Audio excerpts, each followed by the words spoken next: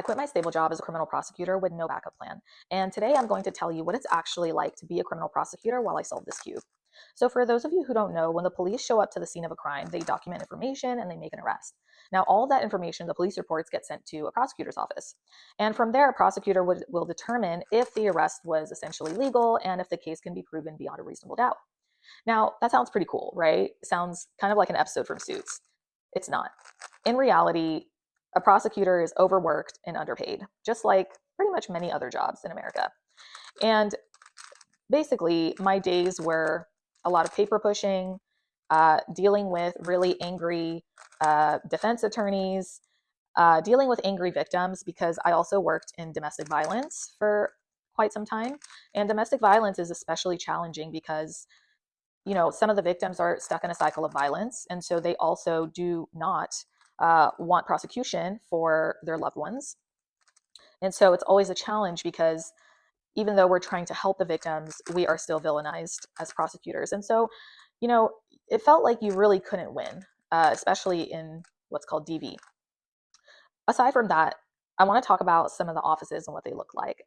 When you walk into a prosecutor's office, and I've been to 3 of them now, it is literally like walking into a time capsule. Genuinely, they have not updated that furniture since like the 1500s. And everything you smell is asbestos. It is laced with asbestos. I don't know how else to say this.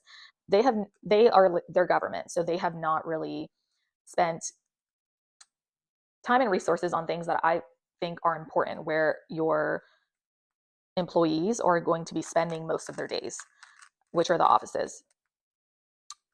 And aside from that, the job was just incredibly stressful. Aside from dealing with victims, you are dealing with pretty much the worst of society every single day. And every day you are reminded of the horrible things that can happen. And over time, it just started to take a toll on me. And I've done it for about 8 years, which I can't believe. I graduated in 2017 from UCLA. And at some point, I just realized, you know what, life is too precious. And even though I am doing good for larger society, I also have to take care of myself and my mental health. And so I am starting on a journey to see if I can make money from my laptop, make money from any other source. And I want to document everything for you guys so that you can also escape your 9 to 5 if you wish and take control of your life and get your freedom back.